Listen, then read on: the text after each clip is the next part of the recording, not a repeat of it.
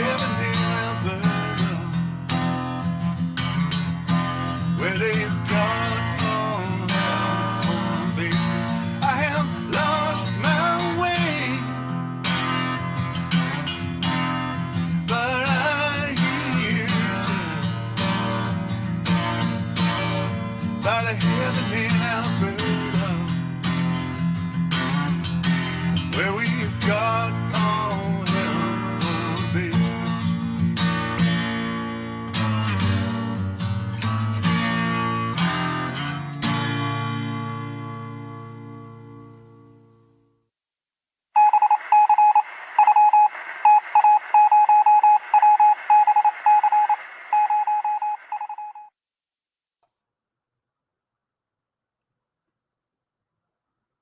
Hi, everyone. Frankie here. New West Reset. Hello. Thanks for shooting in, joining me here once again for another New West Reset Live. Yes, indeed. And we're coming at you live from Calgary, Alberta, Canada on this Friday, June the 16th, 7 p.m. Mountain Time, local time, out here in Cowtown, y'all. So what's going on? Hope everybody's had a great week, ready to kick off the weekend. I had a supercalifragilistic weekend. Went camping for a couple of days, although it rained one out of the 2 days. But we needed it. There's forest fires and wildfires around these here parts, and the guy's getting jittery about it. So, it's nice to get the rain. Everything's gone back to turning green again, and it helps. Anyway, welcome. What are we at here? We're at episode 18 here. We're going to have a look at just the weird stuff going on in Banff, Alberta. Not so much. Well, let me rewind it here for a sec. A guy's going to hit the rewind, eh? Before I get ahead of myself here, I'm not talking about Banff as in the national park, which is Canada's first national park. I believe 1887 is when it became a national park, somewhere thereabouts. Anyway, talking about the town, more specifically, the town of Banff. There's a quaint little mountain town nestled right in there amongst the Canadian Rocky Mountains, just in Banff National Park. We'll be looking at that, the town itself, more so than the park. Because the park, it would be, that's a whole other kettle of fish. Anyway, before I get into that, let's say hello to Bernie. Bernie's here, crypto alchemist, my fellow Calgarian Tartarian. Yes, and please, yes, Bernie says smash that like button, just to help push a guy out into the algorithm, and maybe consider subscribing to a fella too, that'd be nice. I ain't gonna hold your feet to the fire or nothing, but we're trying to move towards 1,100 subscribers here. Little old me out here in the sticks in Calgary, Canada. So who else we got here? We got Rebecca Broom in the house. Representing Victoria, BC, beautiful part of the country there on Vancouver Island in British Columbia. Been there a couple of times my own self. In fact, I do a show here once a month with Old World Exploration, who's out there in British Columbia. It's called the Knuckleheads, and we focus on Old World here in Canada. We look at Canadian cities or regions in Canada or strange anomalies within Canada as it relates to Reset, Mudflood, Old World, Tartaria, whatever umbrella term you want to use, right? And our next episode, which will be in July, we're going to be looking at Nanaimo, British Columbia, there on Vancouver Island as well. The NAM. So there you go. So welcome. Yeah. Thanks for joining me. So we're going to be looking at the town of Banff. It's not a city, it's a town. The township of Banff. It's a lovely little place. I've been there dozens of times. I'm not born and raised here in Alberta. I'm originally from Quebec, from Montreal, Quebec. But when I was 10 years old, we moved to Alberta. So I'm pretty much an Albertan. A guy considers himself an Albertan. And so in those 43 plus years, I've been to Banff many times, and it's beautiful out there, nestled right in the Canadian Rocky Mountains. Spring, summer, fall, or winter, it's beautiful. And there's some weird stuff. There's some weird stuff, as Bernie was saying. Banff is a strange one. There's some wacky stuff going on in Banff. More so just because, in and around the same time as the national park was declared Canada's first national park, 1887, right? Not long before that, there was this little town there. And one wonders why it was ever really established there. I mean, we'll have a look at that. But just because of it's just so removed from any other major center within Alberta or British Columbia, for that matter, because it's pretty close to the border, going westward out of Alberta into BC, British Columbia, right? There's not much out there. I mean, there's the beautiful Bow River, and there's glaciers not far away, and the mountains are lovely, and all of that. Of course, it's gorgeous out there. Untouched wilderness in a lot of respects. Bears, deer, bighorn sheep, mountain goats, moose, deer, elk, eagles, hawks, you name it. A long Indigenous First Nations history out there as well. But, I mean, really not until the railroad did it really take off. So again, one wonders, aside from its natural beauty, how and why Banff sprung up way out there, the inaccessibility too. I mean, it's in the mountains. I mean, it's not on the tippy top of a massive 19,000 foot above sea level mountain or anything, but you steadily increase in altitude as you drive out to Banff, especially from east of Banff, where I am here in Calgary. As you drive westward into the mountain parks, man, you can almost watch your gas gauge just moving, sinking slowly, ever so more towards that big E, the empty. So, yeah, you climb, I think you climb quite a few thousand feet even from Calgary, ascending up into Banff. So, 200 years ago, 150 years ago, when it's horse and buggy, or even in the 20s and 30s when you had the automobile, these jalopies and whatnot. I mean, there weren't paved highways going out there. I mean, it was stagecoach that went out there. In fact, there's still a road going from Calgary out to Banff. It's a paved secondary highway now, but it's called the Old Banff Coach Road, and it was the old stagecoach route. It sort of followed the Bow River in a kind of a meandering pattern towards Banff. I think it goes through Cochrane, which is a nice other little sort of mountain little town or foothills town. Anyway, I'm babbling. Let me just pull up some stuff here on Banff that we'll have a little looky-loo at, just to see what's what, just to see what's going on. And hope everybody's doing well. Ready for the weekend. I got to work tomorrow. The guys got to work Saturday tomorrow, but it is what it is. I got Sunday off. Okay, going to pull up the Wikipedia because it gives us a nice spin in terms of the official story, the official narrative, right? So as you can see, Banff's a town within Banff National Park in Alberta, Canada. It's located in the Alberta's Rockies along the Trans-Canada Highway. It's about 80 miles west of Calgary and 40 miles east of Lake Louise.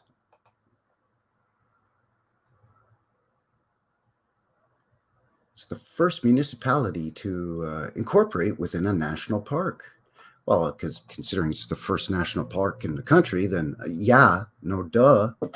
Considering the town was there before the park was declared a park. So it's a big tourist attraction, yada yada, skiing, biking, hiking, so on and so forth, and whatnots. So Banff was first settled in the 1880s. Okay, it's kind of vague.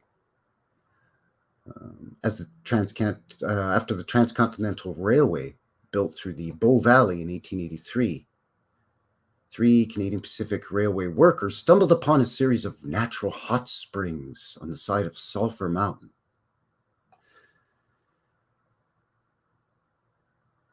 Then in 1885, the Canadian government established a federal reserve around that hot springs cave and basin, as it became known, and they start promoting it as a tourist destination.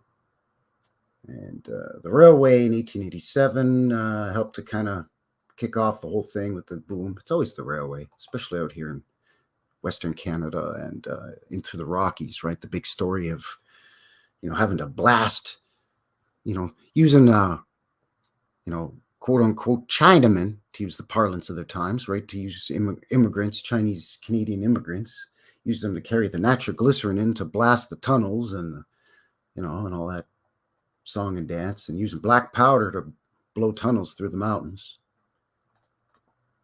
So yeah, that usual song and dance.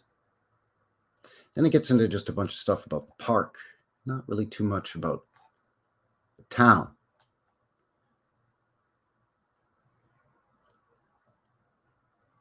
So let's see, found a Banff town, 1885 was founded. So a couple of years before the park was declared. I'm not really seeing much in terms of population. There's a lot of stuff to do, and of course the Banff Springs Hotel, which we'll get into, as well as the cave and basin narrative that we'll get into as well.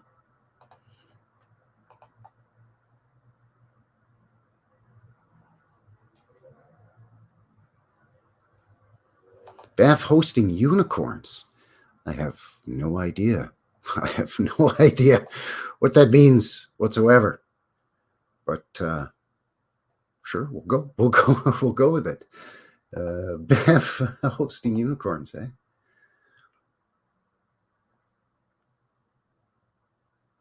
Okay, let's look at the cave and basin that these railway workers supposedly stumbled upon. That kind of is the reason for the whole town being there, and eventually the national park, which is huge, by the way. Banff National Park as a mountain park, as a national wildlife preserve, sorry, if you will. It's pretty massive. All right, so we got this from the Travel Banff Canada website. So the Banff Cave and Basin National Historic Site. So it's a historic site within a national park in a town in the park. Get it? Good. I think I just bumped my camera. A guy's getting all fidgety here.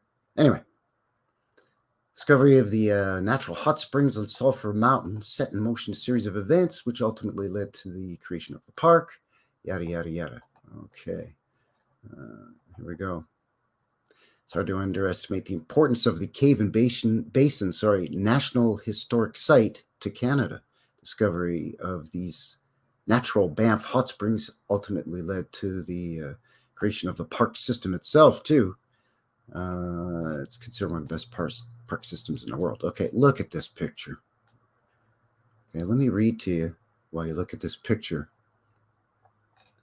I'm trying to get rid of this advertisement. Get out of it. Go on now. Get. Anyway. November 1883, William and Tom McCardle, along with their friend Frank McCabe, bunch of Irishmen, anyway, discovered a steaming vent hole on the lower slopes of Sulphur Mountain. Keep in mind that back in the 19th century, hot water was a scarce luxury, and the discovery of a natural hot springs was an incredible commercial opportunity. for these adventurous men.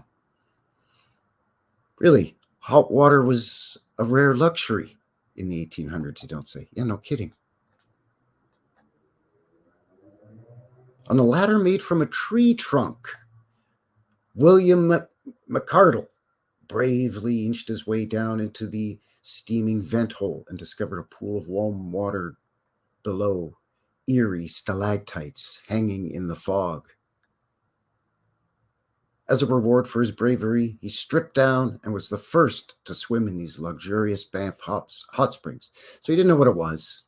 By the way, it's called Sulphur Mountain because it stinks of sulfur. So these bozos just stumble across a hole in the side of the mountain, lower a tree down in there, and climb down to investigate. And they find this bubbly natural hot spring that stinks of sulfur. Trust me, I know. I've been in this cave many, many times. It's a big tourist attraction now. And he just decides to strip naked and jump in, not knowing what the hell it is. Okay, good story there, Bod. Oh, for sure, eh? The men immediately built a rough shack out of logs adjacent to the cave's vent hole. Pardon. I beg your pardon. Oh, the cave's vent hole, right. At first, they visited the cave regularly. Built in 1885, William McArdle lived there for 1.5 years to protect their claim over the hot springs. A bunch of other people registered claims, and there's a big fight. So then, of course, up here in Canada, the government's got to stick his big fat beak in everybody's business. And they gave some money to McCabe and McArdle to kind of settle it. And then it became a tourist destination that was regulated by the government and became part of this national park after first being a sort of a natural reserve. So they built some swimming huts, changing huts, so you can change into your Victorian era onesie swimsuit here and go for a dip in the natural hot springs that are full of minerals and are actually quite good, quite healthy for you, as it turns out. So this guy actually just got lucky. I love the poetic language that they use too, right? With the whole, steaming vent hole and eerie stalactites hanging in the fog. Kind of weird and wacky. I think I found another one here as well.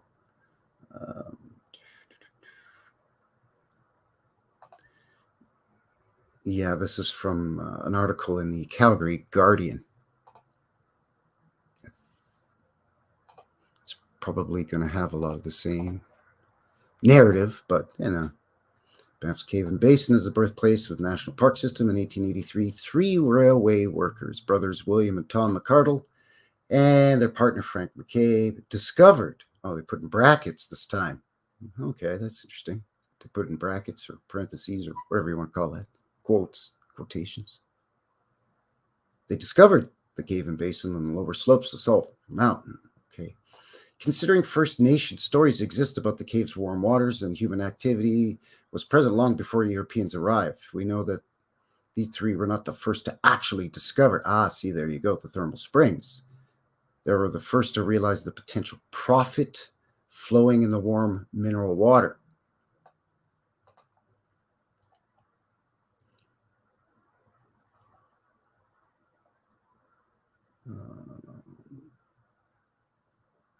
The government of Canada ultimately refuted the trio's claim to the site when they created the Hot Springs Reserve in 1885. 2 years later, the reserve was expanded exponentially, becoming Rocky Mountains National Park, first of its kind. In 1930, the park was renamed Banff National Park, and has become one of the flagship parks for Parks Canada. In 1981, the Cave and Basin was awarded National Historic Site status. There you go. And it was closed in the late 90s. Let's get some nice photos here. This apparently is the cat. Hey, anybody want to buy a shirt? No, I don't. It's an ugly shirt. Anyway, supposedly the shack built by McCabe and McCardle in 1883. You can see the mountains in the background here. I mean, this could be a picture of any log cabin or shack, but okay, sure. There's a winter carnival in Banff in 1925, and this is once they've sort of built a, what did they end up calling it? A bathing palace, I believe is what the old term was for it. It's all built out of stone, and there's huge arches and stuff, so it's not a... couldn't find any construction photos of it, though, so there's always that. So what did they really discover? I'm not sure, but it looked like this up until the 90s. It was since shut down for a bit. Now it's reopened after being refurbished and remodeled. But you can see here the snow hanging down, obviously in the winter. This is the pool at the Cave and Basin in 1908. And it hasn't changed much from this photo here in the 20s and 30s. Now they have two pools. This is a smaller pool in behind, and then this is a larger pool, and it's deeper and has a diving board and stuff. But they're both the same mineral water. But you can see quite how palatial the place was. This is it here, part of it anyway. There's a huge stone wall going all the way around it. And then there's a couple of stone structures, and this is part of Banff Park here in the background. This is a 1890s photo, so they say. Again, this is this rear pool with the changing huts. Another shot is the same area here, these two photos. And there's your horse and buggy in front of a later picture when they started supposedly building some of the stone structure for the entrance. There's sort of a lobby area, and then the bathing palace, I believe is what they called it. There you go. Look at that.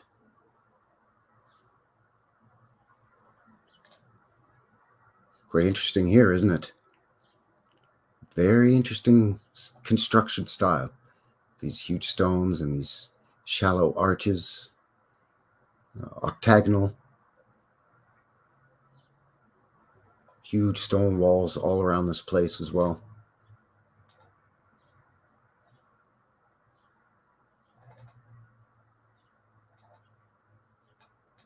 Look at the size of this thing. And then there's something else up above here that's made out of stone. I'm not even sure what this is. There's a bit of a closer shot. So it's a massive, massive structure. Big, big, huge outdoor natural hot springs, mineral spring swimming pool. And of course, the ladies in their modest swimming attire. No bathing caps, ladies? Oh, maybe her. There you go. Don't want to mess up that hair, So yeah, kind of a strange place. Yeah. Hey, Maggot, how you doing? Egg gas. Yeah, exactly. That's what the sulfur definitely, once it shoots up a guy's nostrils, definitely has that egg gas kind of a scent to it. Yeah, for sure, for sure. Oh, for sure, bot. For sure, eh?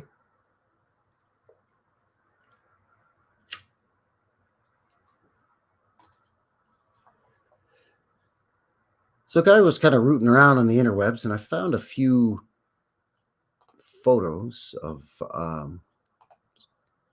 old photos of Banff. I'd share that with you. Let's just see what a guy's got here. Now, I've got some shots of the hot springs pool. Some of them are similar to what we just looked at from those websites. Then I've got some shots of the town and some other anomalies. I mean, this isn't going to be like a huge deep dive into things like the Banff Springs Hotel, for example, because that's another project that we've got coming up on the Knucklehead Show, Old World Exploration, and myself. We're going to be looking at the Fairmont chain of hotels here in Canada, which are railway hotels, railroad company built hotels, apparently. We'll have a peek at the Banff Springs here tonight, but I don't want to let the cat out of the bag kind of thing and get too much into it, you know. But let's have a peekaboo here. I think we'll start it off with some of that cave and basin, the Sulphur Mountain Hot Springs.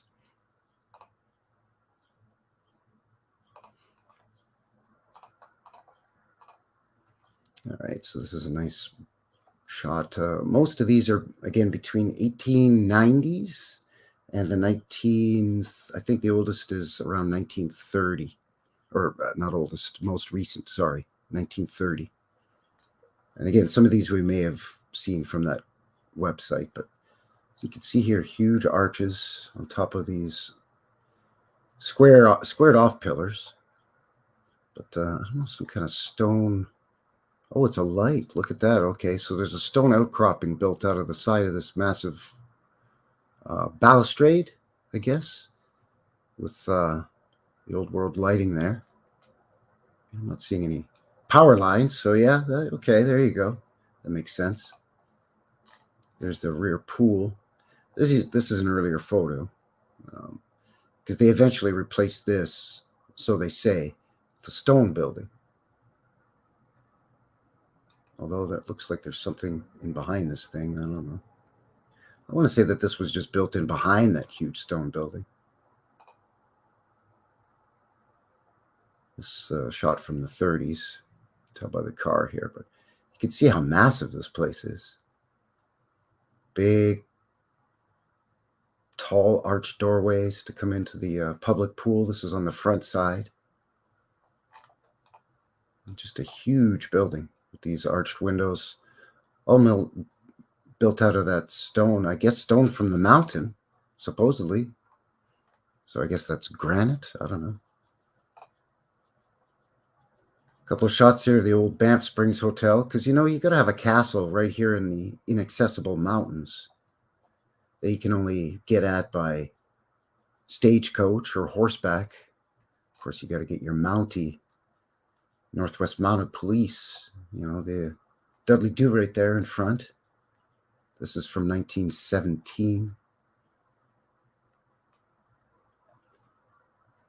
So the population of Alberta in 1970, Alberta only became a province in Canada, by the way, in, was it 1905.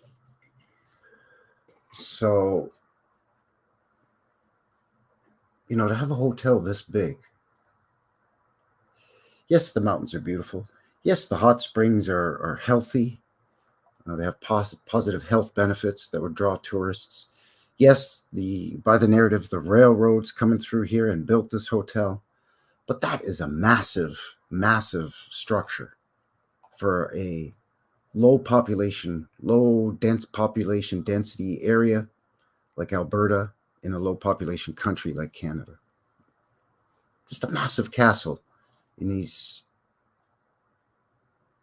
almost impassable mountains. And this shot's taken in the summer, by the way. In the winter, you're going to have 5, 6, up to 10 feet of snow around here. This is labeled Banff Springs Hotel, but it's not actually the main hotel. These are on the backside a little bit further up. These are just some of the other buildings, because it's not just that one huge castle-like structure. There's a whole bunch of outbuildings as well that are made out of that same stone, all in the same style. And there's your old stagecoach, as mentioned at the beginning of the video, the old Banff Coach Road. So they had a stagecoach that went right up to Banff.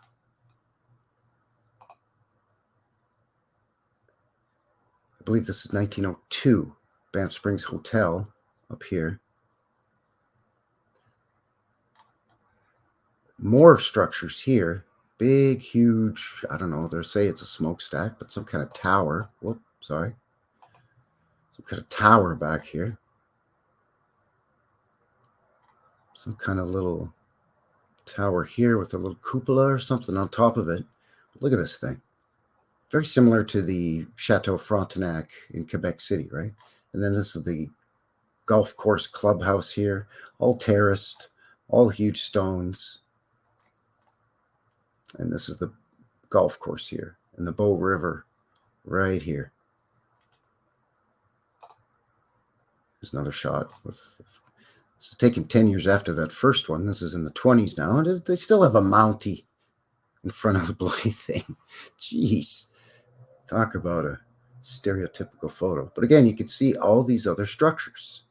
It's not just this thing. There's tons of buildings here, over here, down here. There's the golf course. It's ridiculous. Ridiculous. Again, I don't want to get too much into this and spoil the episode of Knuckleheads where we look at all of these, because these are all across Canada.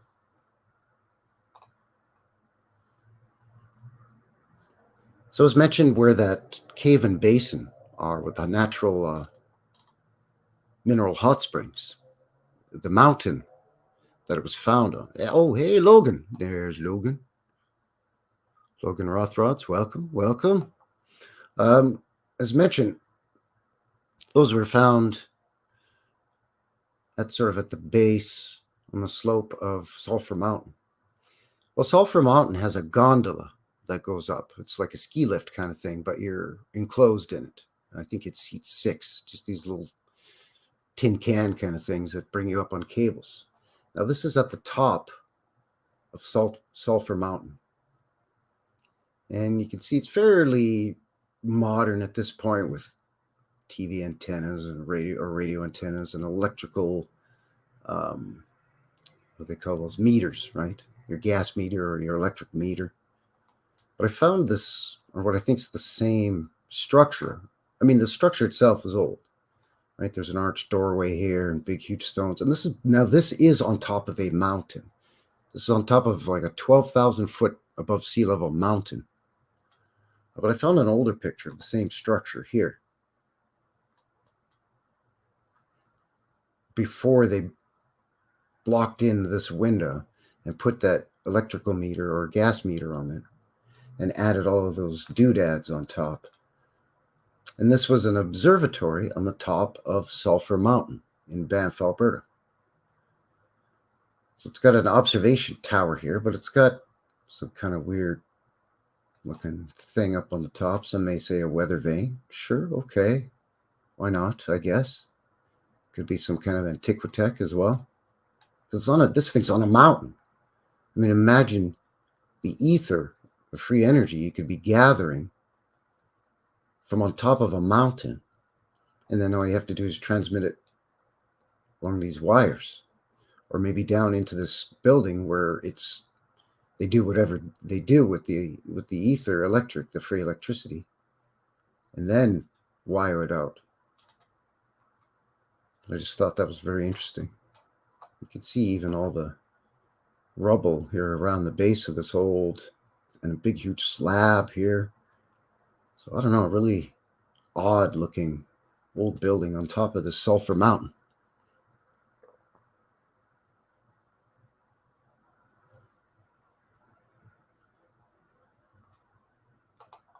Bernie says, I'm literally driving on Old Banff Coach Road as we speak. See, there you go. That's weird, right? Well, Bernie lives here in Calgary, right? So, and of course, a fellow loves the old trains. A guy loves the old trains, right? So I got a couple of nice shots of the Banff train station, but you can see in the background here. I mean, just absolutely breathtaking, spellbinding. The mountains that surround this gorgeous little town here in Banff, Alberta. But you can see this extremely sloped roofs on a lot of the buildings, especially the older official buildings, post offices, train stations, even churches and so on. Extremely sloped, angled roofs for all the snow that builds up, right, to help get rid of it all. And everything's covered. Even the outdoor luggage area for when your train pulls up and your porters start, all of that's covered because there's just so much snow here. They're just trying to protect as much as they can from all this snow. everywhere. Try to make it a little bit more accessible, right? A funny little building here, tiny little thing, but then of course what we build, stupid wooden shack here with a aluminum pipe for a chimney. I think I have another shot of a, yeah, there we go. Look at that. Hey, feast your ocular balls on that. First of all, I love the old train. This is when they start to get more streamlined. This might actually at this point be electric diesel at this point. This to me looking like the late 30s, maybe very early 40s. It's hard to tell. These buses and this car look 40s to me. This truck looks 40s, but this is definitely 30s. So building is still there in the background with the little cupola on top, but just a gorgeous building. And again, just the mountain setting is spellbinding. Here's an old shot of the Sulphur Mountain in the background right here where the gondola goes up the mountain. Not sure if that's, I think that's just a flaw or a splotch in the film. I think. Maybe it's Bigfoot. Is that Bigfoot up there? Is that Sasquatch up there?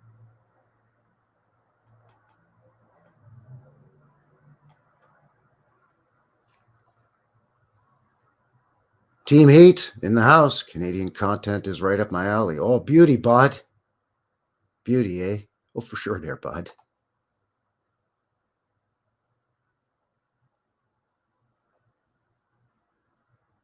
Yeah, exactly. First thing you do on a job is set up a power source. If power's not available, then you get your generators, right? You get your row of Jennies set up with either your diesel or your gasoline, your petrol.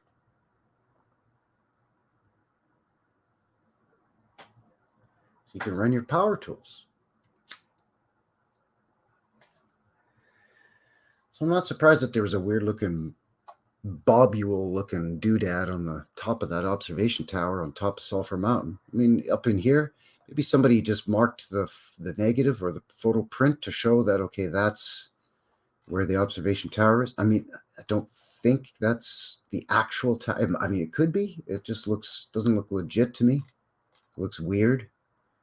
Looks like it was penciled in or it's a blotch, but I don't know. I'm not a photographer, man. I'm not an expert. Never claimed to be. But this is where the gondola goes up, and that's where the observation tower is. And now there's a huge, big like restaurant up there and gift shop and, the whole bit, the whole touristy thing, all kinds of different levels of observation decks where you can get 360 views of not only this mountain valley, but the valley on the other side. And I mean, it is gorgeous. I've been up there plenty of times. It's spectacular. Absolutely, for sure. Yeah, you got the Radium Hot Springs Hotel not too far by. Yeah, not too far away, I should say. Yeah, absolutely. Look at this big beauty here in this sleepy little mountain town. The dirt roads and the hitching posts for your horse. A couple of wagons here. But you got something kind of funny going on here. And this is big. I mean, again, I get it. This is a hotel, by the way. I mean, I get it. You're going to have some tourists coming in here because it's beautiful. But it's so inaccessible. And, if you're coming from Calgary or if you're coming from another good-sized small city or large town in Alberta or British Columbia for that matter, and you want to come into this area as a tourist, I mean, it's going to take you 3 days, 4 days, I think, on the old Banff Coach Road by stagecoach to get from Calgary to Banff back in the Victorian era, even in the Edwardian era.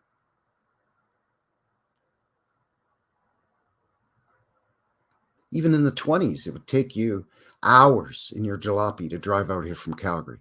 Now it's about an hour, maybe an hour and a half drive now, today. And that's sort of west of the city of Calgary where I live. depending on traffic, let's say an hour and a half at the most with traffic to get from, downtown Calgary to downtown Banff, right here on Main Street. But back then, that's like a day and a half. I mean, you're leaving early in the morning and you're getting there in the evening in your little jalopy.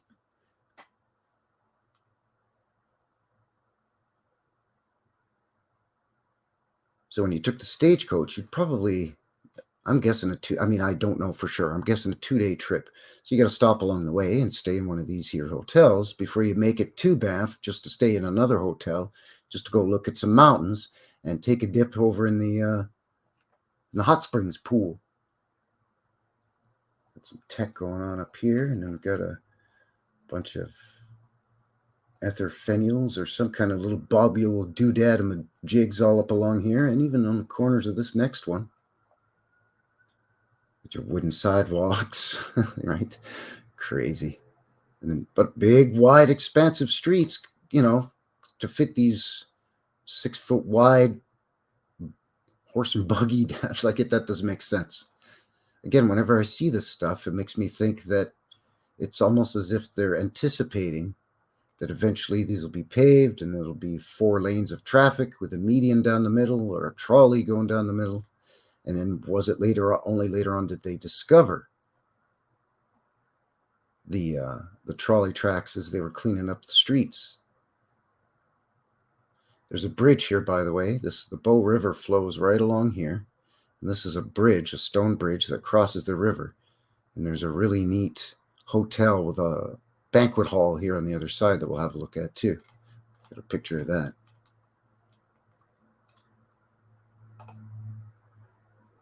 This is looking in the opposite direction of what we were just looking. Here we're looking north, I believe, and here we're looking south. So there's that small building, and then that big one with all those bobules on it. Of course, you got to have cowboys and wild Indians and, your Mounties. You got to keep pushing that narrative, even though you've got an Irish linen store here. A shot of that hotel that's on the main street. So you can see it's quite large, huge, as a matter of fact, with some tech on it still at this point, even though they've got power lines here. So this is around the 20s, I would guess. But under here, you've got, it's hard to tell in the photo, but there's really low, right at ground level windows underneath each one of these wooden arches under this wooden veranda, which serendipitously and coincidentally fall underneath these windows on the, what's supposed to be the main floor, I guess. So that's why they built these arches in the veranda instead of filling it in with, I don't know, fence work like this, or that, what do they call that, sort of cross-hatched wooden slats. Well, I forget what it's called, but is to let light in there. So it's perhaps this a mud flood. I mean, it's pretty much right on the banks of the Bow River. So does it go down further? And at what point did the river flood, or was there some kind of mud flood from one of the nearby mountains that buried some of this? I mean, not a huge landslide, obviously, because it would just completely bury the building. We've seen that before in other lattice. Thank you, Maggot Lattice. We've seen that before. I've shown that in some of my past live streams. One I did about the town of Frank, where, I think it was the north face side of a mountain collapsed and buried a town under, I think it was 10 feet, up to 10 or 12 feet of rubble. Some of the pieces of rubble were the size of cars and houses. So I'm not talking about a mountain rock slide or collapse of a full mountain, but a mud flood, where again, it would come down from those higher elevations and reach this sort of river valley where it's a flat level plain for all intents and purposes, and then sort of lose its velocity and eventually fill up with a few feet into this river valley. And then the river gets backed up and dammed up because of the the land encroaching into where the river flowed freely.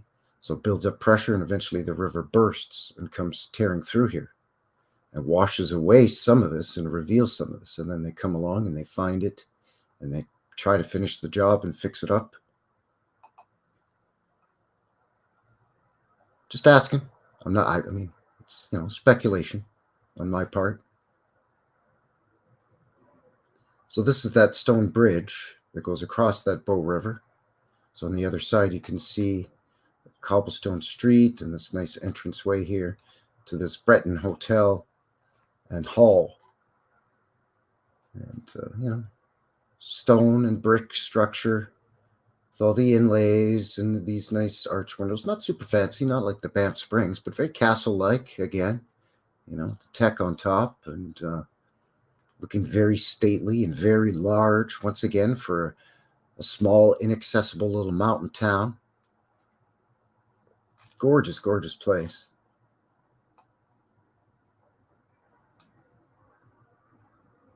Of course, beautifully landscaped yards with the geomancy and the somatic patterns built into the landscaping. This looks like it's a shot from the 20s or 30s, judging by the jalopy there. You can see the stone inlays and the brick facade here. And again, the multi-angular roof that takes a sharp angle downward here to help shed snow. But then they've got all these dormers built in. So, still fairly complicated construction. And then a veranda over top of this main sort of entrance area here. So quite a nice building. Got some interesting old world light fixtures here as well. Kind of neat.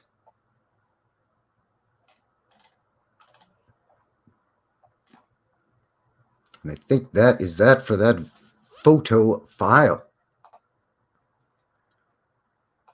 Yeah, that's it for that photo file. So how's everybody doing? Just checking out the chat here.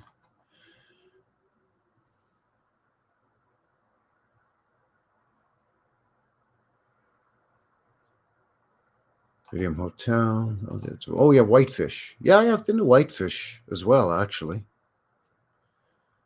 Logan saying from the States, you come in through Eastport, Idaho, and the fishing was phenomenal. Yeah, I've been in Idaho as well, northern Idaho. Coming back from British Columbia, I decided it was a road trip I took about 20 years ago, and I drove out to British Columbia, and I was in southern BC, and then I went on to Vancouver Island for a couple of days. Then I went down to Seattle, Washington, and Portland, Oregon. But then I decided to come back up through Idaho into southeastern British Columbia and then cut through that portion of BC off of the main beaten path and then go through the Crow's Nest Pass, coincidentally where the town of Frank was buried in that mountain rock slide thingy. And I came in through southern Alberta that way. So it's kind of a big loop. And that's a beautiful part of this whole region, right? The Pacific Northwest, if you will.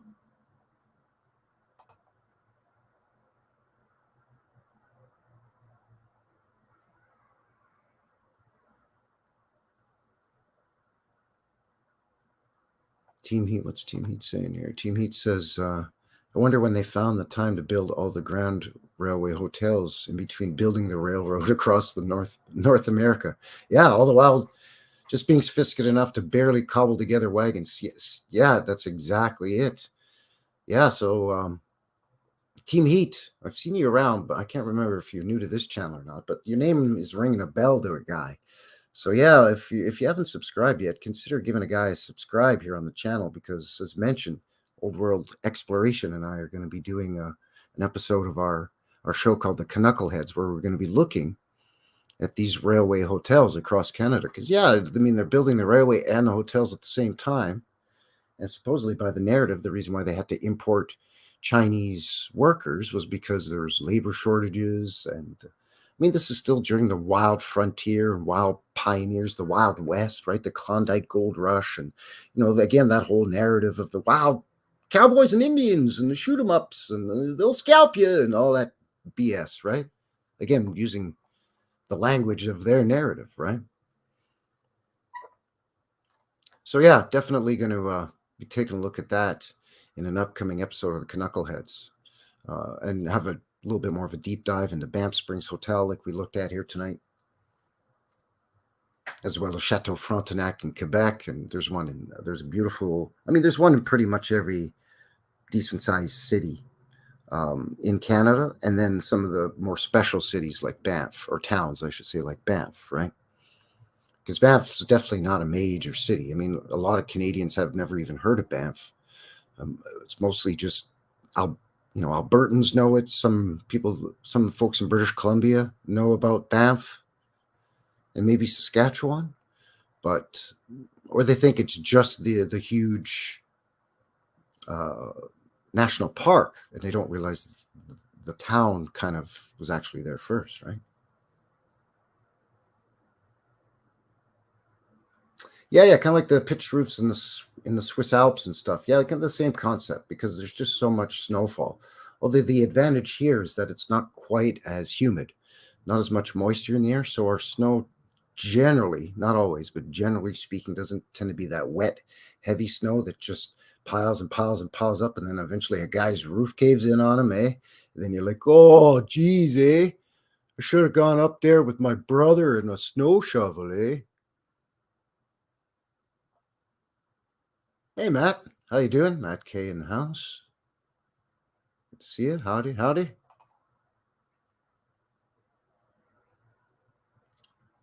So I think guys going to take a quick little break here. This isn't going to be too long, but I am, as always, with these monthly New West Reset live streams. So your old pal Frankie here likes to give you a sneak peek at my midweek video before it's released. So I'm going to play this upcoming Wednesday's midweek video here and give you a little sneak peek, hook your peepers onto that, and take a quick little break. And then when I come back, we'll chat with you a little more in the live chat, and have a look at maybe a couple of other things. I think I bookmarked a couple of other things about Banff. I don't know why there's two F's, by the way, but I believe there's a couple of other places in the world called Banff. I think there's a Banff, Scotland, which doesn't surprise a guy, because there's a lot of shared stuff going on between Canada and Scotland. So there's that. A lot of the big players, if you will, back in the day, in Canada's history, are from Scotland.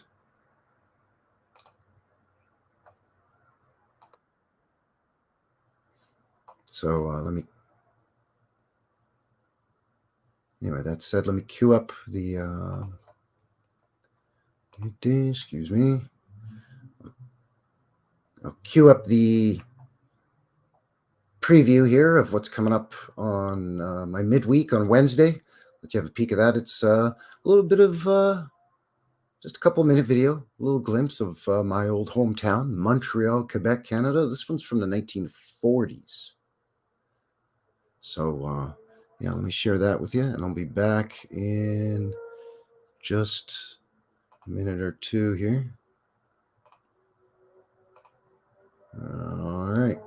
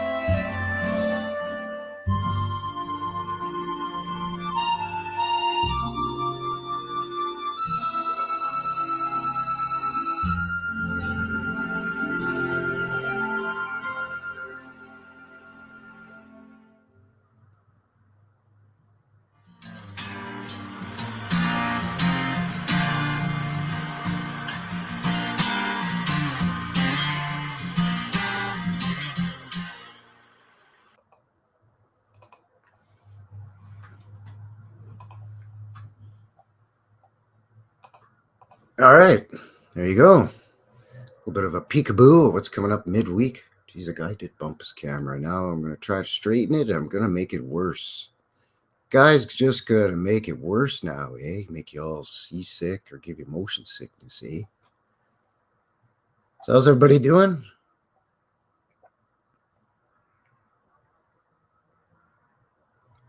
Oh, geez. Yeah, don't even get me started on the Canadian Parliament building.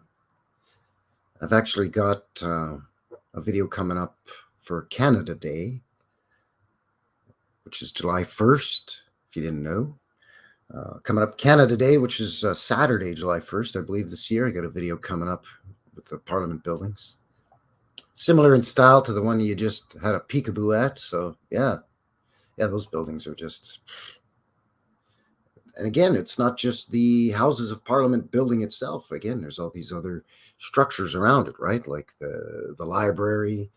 And I mean, you know, the tower on the Parliament building is ridiculous, and the whole grounds, and again, the landscaping, and, you know, the stone walls, and how it's up on a hill, right? So again, you wonder how much further down does that go, and how much larger is it under there?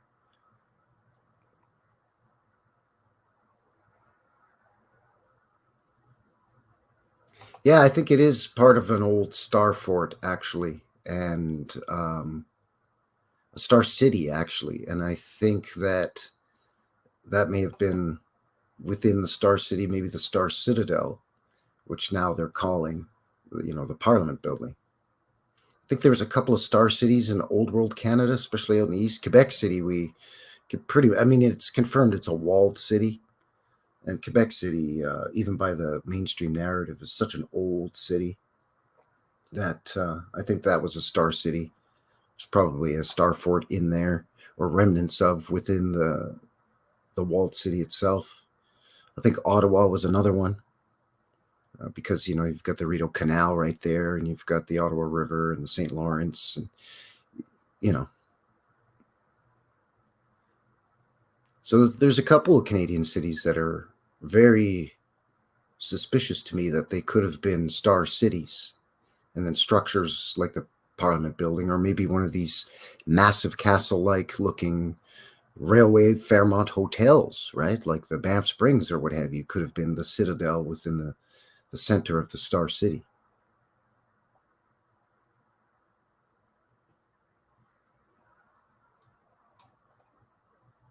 So let's see what else I've got bookmarked here.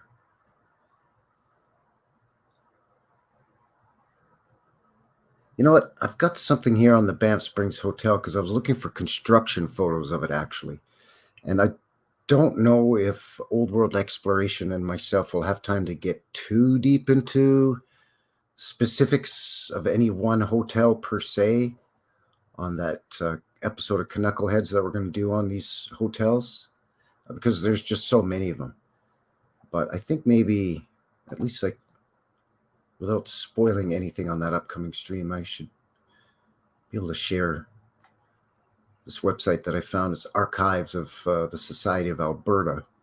It's kind of a historical society. And they have a bunch of photos from the White Museum in Banff itself, of supposed construction photos of the Banff Springs Hotel starting in 1903. So they say. So I think I can share this with you without, you know, without treading on the toes of the Knucklehead show. Unfortunately, I can't really blow it up too much bigger. It's about as good as a guy is going to be able to get it, maybe. Oh, wait, hang on here. Let me try.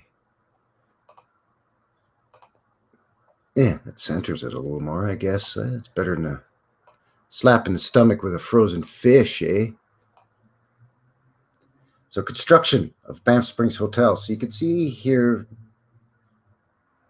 this is it's all built out of kind of a brick-sized stone, maybe a little bit larger than standard red brick. And the whole thing's built like that. And this, just to me, looks like they've got some piles of wooden planks here that are about, I don't know, 200 yards away from the hotel. And then I don't know if this is wrapped in some kind of wood or planks or some kind of like today they'll wrap it in some kind of polymer, right, to keep the heat in, because you can see there's snow on the ground. So that's always easy to build in the mountains in the winter. It's a massive castle. But anyway, yeah, a couple of piles of wood here, some timber, right? And then this looks like it's got something over it. And then this looks like some kind of hanky hoist maybe on the top. I don't know what they're trying to fool us with here. But I don't know. I don't know. I don't know. Hey, hippie. Hippie shakes. Good to see you. Good to see you. Hello, hello, hello.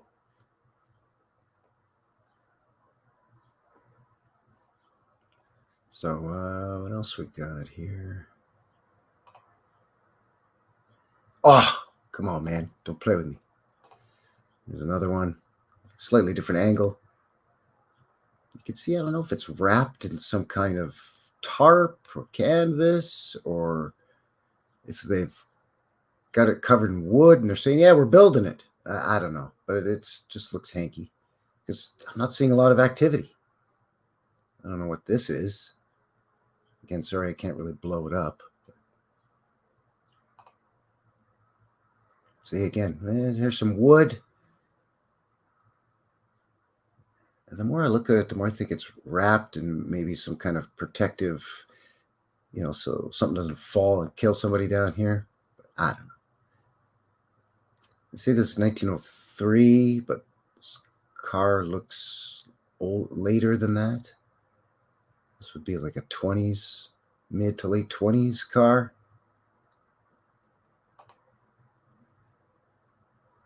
And this one's, you can't really see much on this one at all.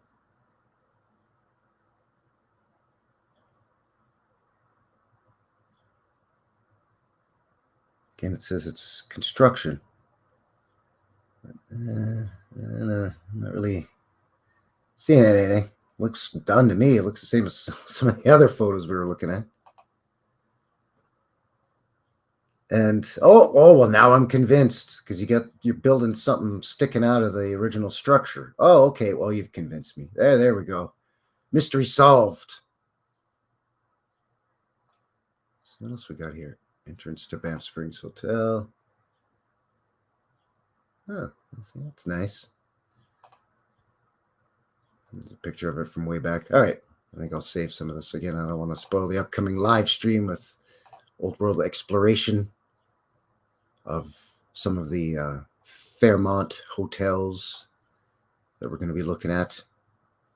I think that'll be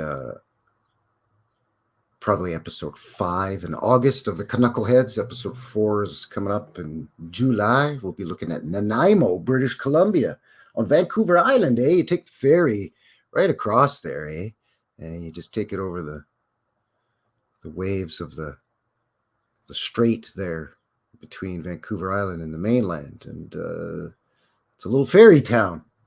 Not that kind of ferry of weirdos. Ferry is in, ocean vessel. Oh yeah, it's that hotel is huge. That Banff Springs Hotel, hippie, is freaking huge. Hundreds and hundreds of rooms at that thing, way up in the mountains. Hundreds of kilometers away from Calgary or Edmonton or Vancouver or Victoria. Pretty much the 4 biggest cities within a day's travel by train back then, or 2 days maybe. 2 or 3 on stagecoach, 1 or 2 by train to get out there. Now, again, if we go by I don't want to mislead anybody, right? This is my conjecture here that structure is old world and it was already there. And just as we progressed westward, it was rediscovered or found, right? And they may have done some work on it to fix up different parts of it, interior, maybe new roof, added stuff onto it later on. Sure.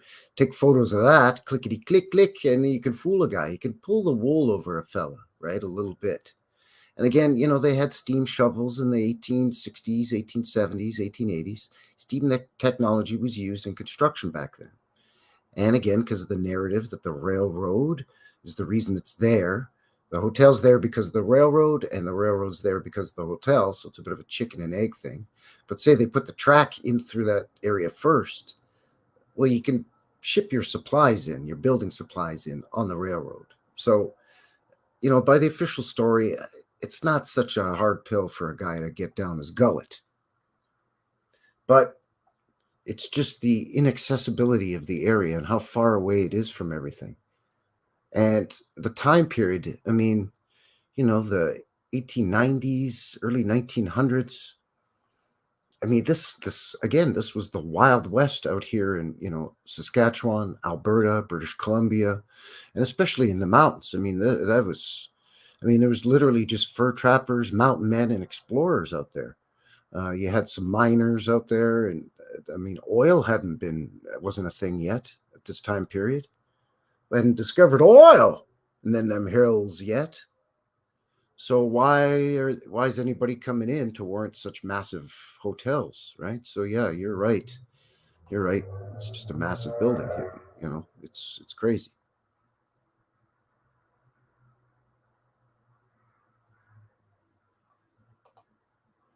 Maggot says I miss getting up in the morning, and it's -2. Ah. Is it -2 there now, or you say you miss getting up when it's -2? Oh no, I think it's winter for you, isn't it, Maggot? Aren't you down under? As I ask you a question, but then insult you by doing a terrible Aussie accent, if in fact you are Aussie.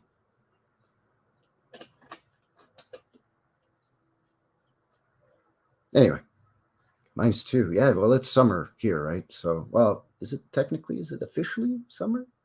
June 16th? I don't know. But it was nice today. It went up to, I think, 26 or 28 degrees Celsius. That's about about 80 degrees, give or take. Fahrenheit, that is. As I use my brain to calculate.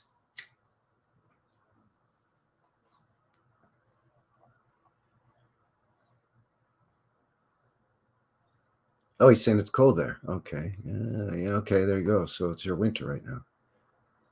Ah, thank you, hippie. Thank you. Thank you. Thank you very much. Yes, go and check out my buddy Old World Exploration. He's got a great channel, and he and I once a month, at least for starters, we may you might get a couple of lazy mountain men here in Alberta and British Columbia here in the Canadian Rockies. He and I, you might be able to spur us on to doing more frequent episodes if this thing kicks off here, this Knucklehead show. So yeah, thank you, hippie. Team Heat says there was something else going on. 11 people found gold. Everyone else was needed for other things, I'm sure. Gold Rush. Just got them here. Yeah. Yeah, there's the Yukon, right? Which is just north of British Columbia, just east of Alaska, right? And there's that whole Gold Rush Yukon, you know, the whole Klondike thing in northern Alberta, well, actually, not just northern Alberta, anywhere in the Rockies in Alberta. So western Alberta, all the way up into northern Alberta, British Columbia, Yukon, and up a bit in the Northwest Territories. There was a huge gold rush. Some of that narrative may account for them being able to kind of rubber stamp the story of, oh, that's how that town got here from, because it's an old gold rush town, you see. But that Banff Springs Hotel doesn't. I mean, you could have gold rush, silver mines, copper mines, railroad, that hot springs, natural mineral hot springs, tourism, skiing. You could lump all that into one, and it still wouldn't account for the reason why you need to build such a massive castle hotel like that right up in the mountains in, you know, in 1900 roughly. It just, I'm sorry, it just doesn't hold water.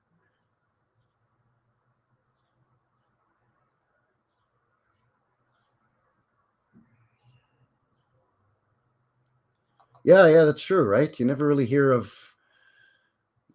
you know, how there's all these robber barons in the United States that you hear about. Well, Canada has its stories of robber barons too, of course, right? Like the Molsons and all them.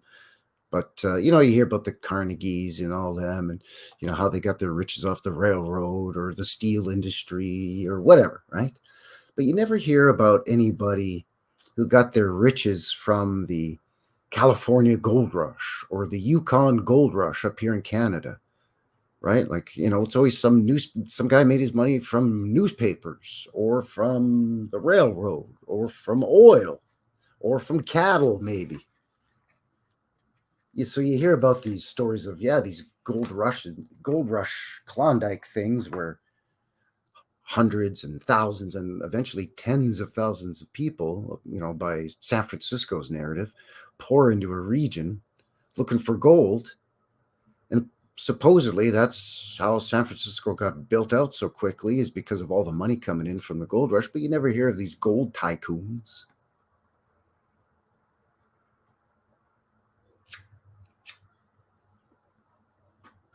So I don't know. Who knows, man? Nobody knows. Yeah, a guy with a wooden wheelbarrow, no water, he finds gold. Or that old narrative, like, remember that show Grizzly Adams? It was an American TV show, but we had it up here in Canada too. It was on in the 70s, I think. It may have been early 80s, but I want to say it was the 70s.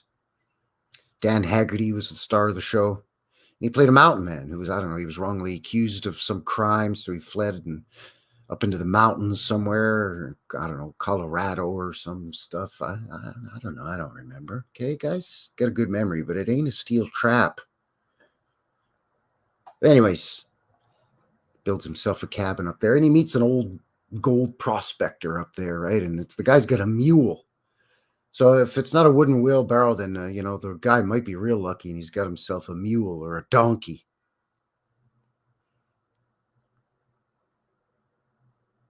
Yeah, yeah. Maybe they put all the money they made from gold and invested in the hotel. So maybe the hotel tycoons were actually originally gold tycoons. Yeah, sure.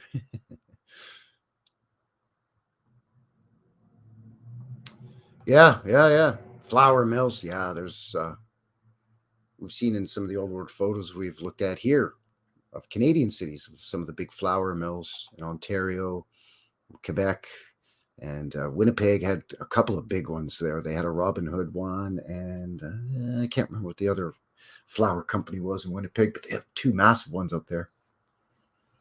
Or start a brewery too, right? Get rich from starting a brewery. Could be like Adolphus Busch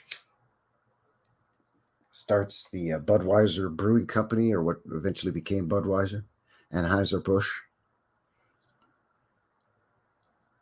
That guy, supposedly by their narrative, was nobody was that smart and that much of a business acumen.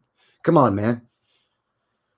He's got a brewery, and then his son-in-law inherits the brewery, and he only got the brewery because somebody that he was doing business with his candle wax business or some BS owed him money, and they couldn't pay the money they owed him, so they gave him this failing brewery, and he gives it to his son-in-law, who becomes one half of Anheuser-Busch, and he turns it into a thriving business, this brewery. And then he invents cold brewing, and he invents cold rail cars, like refrigerated rail cars, and he invests in refrigeration companies and opens his own railroad. Just vertically integrates everything from soup to nuts. He owns farmland where he grows his own hops and barley to brew the beer. He owns bottling companies. He owns factories that produce the machines that bottle the beer. Get the hell out of here. And of course he started, with a nickel in his pocket, wearing rags, and he was some orphan or whatever. Like, give me a break. And he builds this massive brewery. Have you seen some of these huge breweries in these old world photos in the US, like in St. Louis and stuff? Give me a break, man.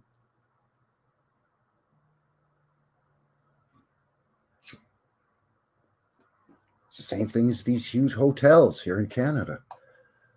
Winnipeg has an exquisite old world hotel that looks very similar to that Banff Springs and other old world hotels all around the world, like in New York or Chicago or, anywhere.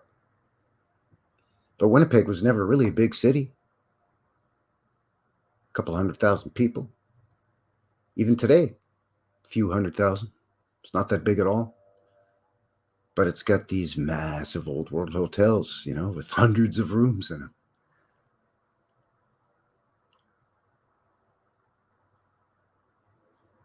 Just, yeah, bottle capper, the bottle capper revolution. Yeah.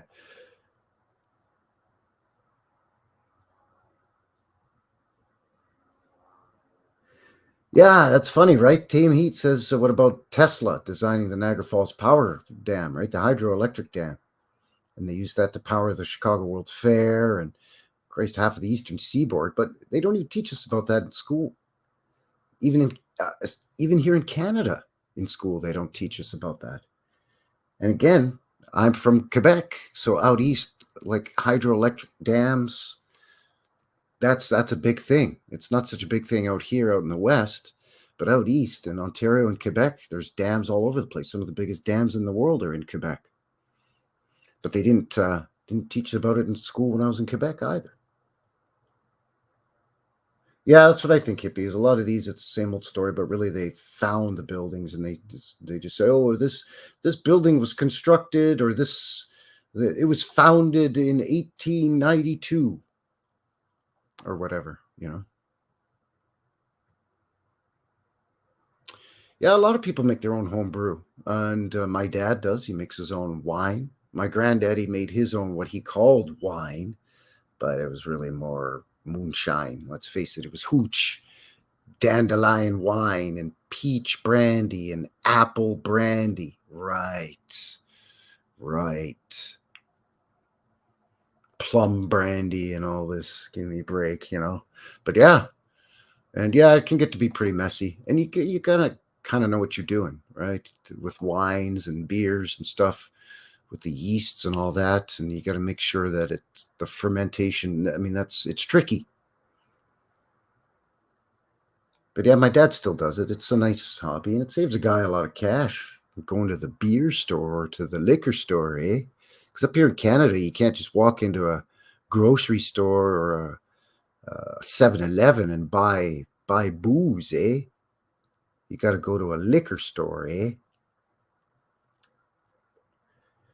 In fact, I can remember in Alberta when we first moved here, all the liquor stores were government owned by the province of Alberta. So they were called Alberta Government, no, ACLB. ACLB? The Alberta, ALBC, the Alberta Liquor Control Board or something like that. Anyway, they weren't even open on Sundays. So if you like to drink beer and watch a football game on a Sunday afternoon, you better go to the liquor store the day before, because the liquor store was not open on Sunday. And you can't get them at the grocers. You can't go down to the Piggly Wiggly and pick yourself up a 12-pack of cold ones for you and your buddies to watch a game of, the old pigskin, the gridiron. So that was kind of weird. I think it had to do with, Sunday being, the religious day of the week, right? So people weren't supposed to be drinking on a Sunday. You ain't supposed to be drinking now, you filthy sinners. You're supposed to go to church now and pray and sing and stuff. Kneel on those hard wooden pews with your knees. Get told you're going to hell for something you didn't even do.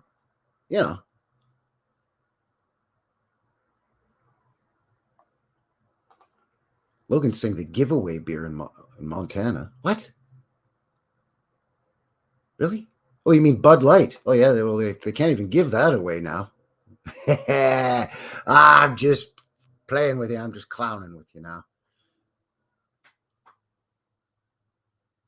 That whole Bud Light thing. Woo wee! Everybody's pissed off about Bud Light, man. Wow, people are mad at Bud Light. And then Garth Brooks tries to ride in on his hoss and rescue him, and people are like, "No, shut up, Garth Brooks, shut up." Oh, casinos comp beers. Oh, yeah, yeah, yeah. The casinos comp drinks up here too. If you're, I mean, if you're not at the, the nickel slots, if you will, I mean, they won't give you the time of day over there. But if you're at a table playing a game of chance for a prolonged period of time, all of a sudden, yeah, they start sliding the beverages under a guy's nose. Yeah, for sure. Garth, or is he backpedaling now? Yeah, yeah. Hippie's saying that her mother-in-law used to make homebrew. On a hot day, all the corks were popping with boss. Oh, yeah, yeah, yeah. Yeah, you got to watch that too, actually. See, again, that's why you got to watch that fermentation process. It can be tricky because you want to shut that down before the bottling process, right? Otherwise, it can build up too much pressure. And then, boop, you pop your corks and you end up with red or white wine or your home hooch all over the floor or whatever. That's why champagne bottles have that special cork with that little cage over top, because the fermentation process continues after the bottling process, if I'm not mistaken. I don't know, guy. I'm not a vinter or a brewer, so I don't know. I'm guessing. I'm guesstimating here. Oh yeah, there'd be a huge mess. But don't you worry though. Red wine, oh, that's a cinch to mop up. that ain't gonna stain a thing. Don't worry about it.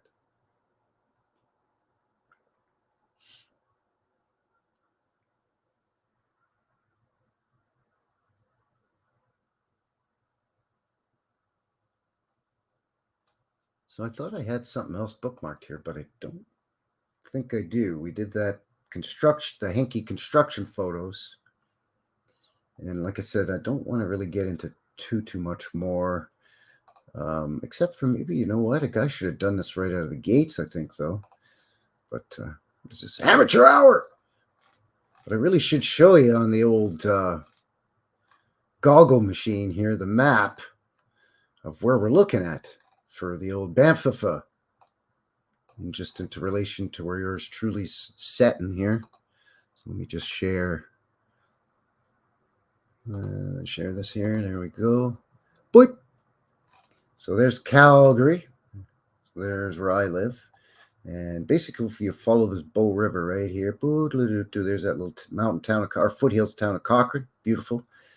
The Banff Coach Road basically kind of goes along here. This is this 1A, I think, is the old Banff Coach Road. It's going to tell me. Tell me. It doesn't say. But anyway, basically follows the Bow River, and then you just head west out of Calgary. And then you get into what they call Kananaskis country. That's sort of the gate to the mountain parks. And you get into Banff National Park. And then you just go through Canmore, which is another beautiful little mountain town. Look at that. Look how pretty that is. Picturesque. And then you end up right here in Banff. And a terrible photo of Banff. Take a picture of a cloudy sky. Yeah, that'll bring in the tourists. Idiots. But anyway, that's Banff right there. Nestled right in this Bow River Valley. Fairmont Hot Springs is there. The Banff Hot Springs are there. The Bow Falls are there. Elbow Falls. It's a beautiful part of the province. And you can see that just across over here, right in here, is the Great Continental Divide. And then you get into British Columbia here. I believe Yoho National Park is where you enter into British Columbia. And this BC here. So the next Knucklehead show, we're going to be looking at Nanaimo, right here on Vancouver Island. And who was it? It was Rebecca that was in the chat earlier, that she is from Victoria, right here. Look at that. Now that's a picture of your city. Eh? With the Capitol building. Beautiful. The dome with another dome on top of a dome. Because you got to have a dome, and then you got to have a cupola on the dome, and then put a dome on top of that cupola. So yeah, there's Banff right here in southwestern Alberta. right in the mountain parks here, just west of Calgary, here in beautiful Canada. There you go.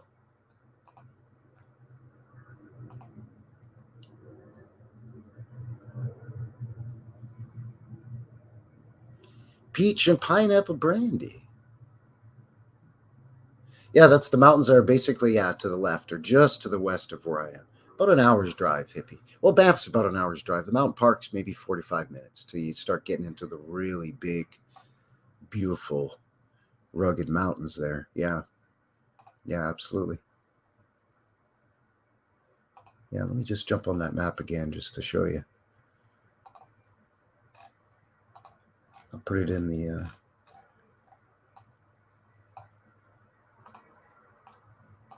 just orient it a bit here. Orientator taught it.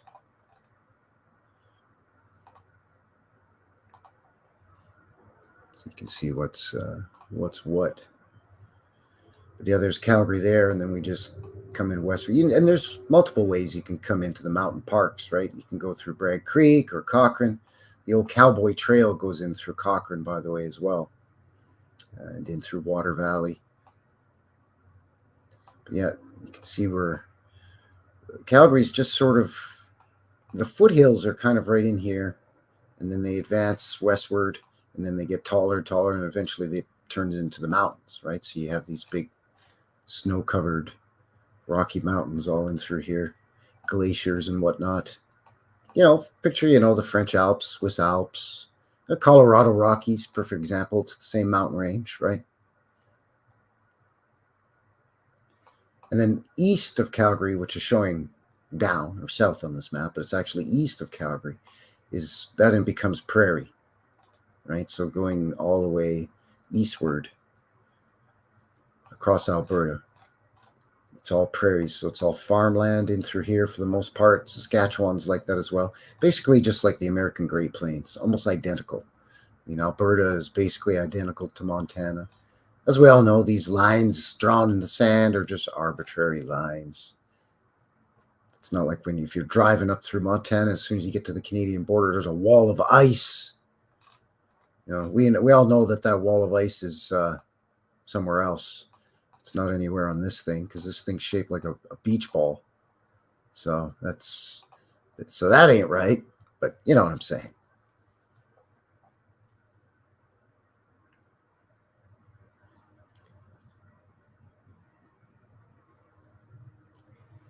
So there you go. A nice little peek coming in at an hour and a half here. Nice little peek at the town or the township of Banff, Alberta, here in Calgary.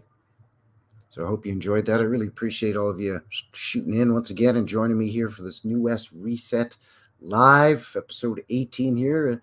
I do these once a month solo as sort of a mid-month live stream. I want to maybe start doing these a little bit more frequently as well. Maybe a guy can do a weekly live stream. Is that too much? Am I going to inundate you with too much Frankie? Would it be a Frankie overload? I don't know. Let me know. Usual. People pop it down in the comments if you're watching this after the fact. Let me know in the chat if you want me to sort of do these a little more often. But yeah, I appreciate all the support. Do this thing here if you haven't already. That helps a guy out, pushes him out into the algorithm because YouTube hates a fella. So, and if you're on the fence about subscribing, consider subscribing as well as I make my push to 1,100 subscribers, which is great. Just had my 1,000 subscriber walkabout of historic Stephen Avenue here in Calgary. I did about 7-ish city blocks of a city, provincial, and national historic site. I think it might even be a UNESCO site as well. Historic Stephen Avenue, downtown Calgary, to celebrate reaching 1,000 subscribers. And that was great. So that is coming up this Sunday. So Wednesdays, that little Montreal video that I gave you fine folks a little peekaboo at, that's coming up Wednesday. And then Sunday, next Sunday, which is this coming Sunday, the 18th, will be the upload of that mud flood tour of historic Stephen Avenue. It's about an hour.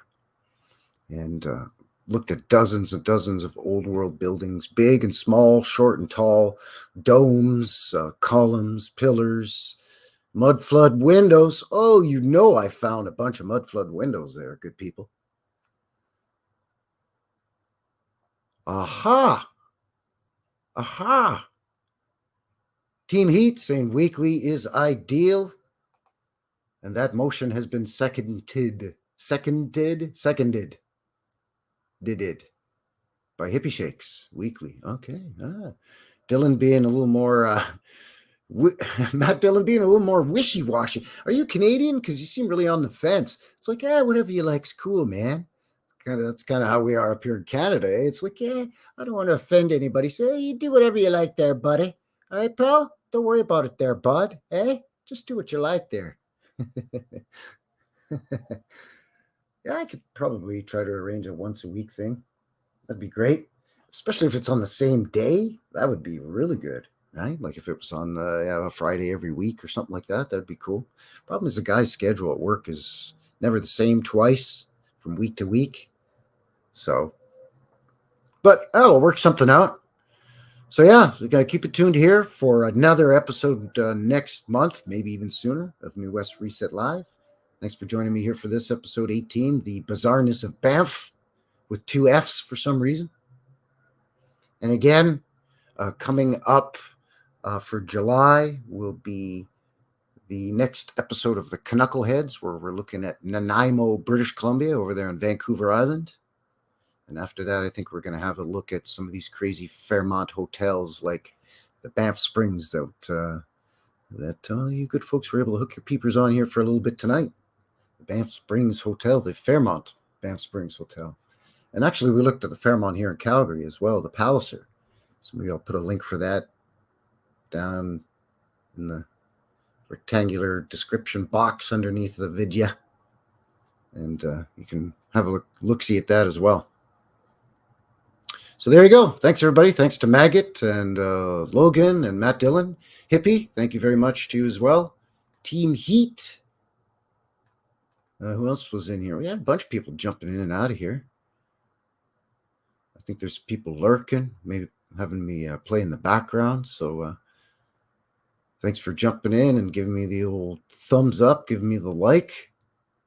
Always appreciate that, because I'm just a little guy out here, eh? So, all the help is nice. Oh, yeah, we had Matt Kay was in the house as well. There he is. I don't want to miss anybody, Bernie was in here. It's always great to see Bernie.